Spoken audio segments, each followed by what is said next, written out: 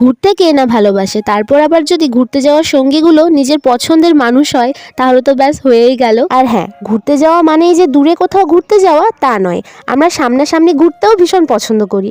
তো সেরকম আমি এক্সাম দিয়ে তো মাসির বাড়িতে ছিলাম, মাঝের একটা দিন ফ্রি ছিলাম, তাই ভাবলাম 3 বোন মিলে কোথাও একটু ঘুরে আসা যাক। তো যেই ভাবা সেই কাজ, আমরা 3জন বেরিয়ে পড়েছি। ভাবলাম আজকে বাঁকুড়াটাই একটু পায়ে হেঁটে ঘুরবো।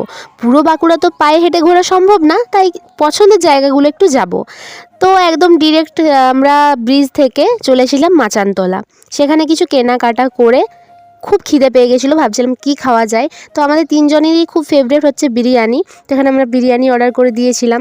আর বিরিয়ানি আমাদের এতটাই পছন্দের যে ভোর রাত বিকেল সন্ধে যখনই আমাদের বিরিয়ানি দেওয়া হোক না কেন আমরা তখনই খেয়ে নেব হাসি মুখে।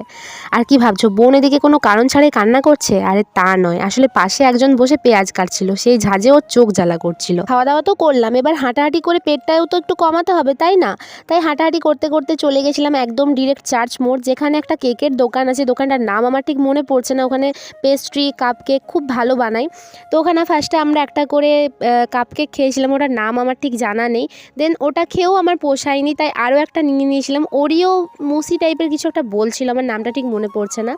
দেন আমরা হাঁটতে হাঁটতে চলে গেছিলাম সতীঘাট বাস ধরার জন্য। এখানে আমরা দাঁড়িয়েছিলাম, আর ওখানে একটা ব্যানার দেখে আমরা প্রচণ্ড হাসাহাসি করছিলাম। যেদিকেই যাচ্ছি না কেন মনে হচ্ছে ওই লোকটা আমার দিকে তাকিয়ে আছে।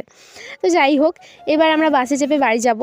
তো আজকের মতো ভিডিওটা এখানেই শেষ করছি। টাটা।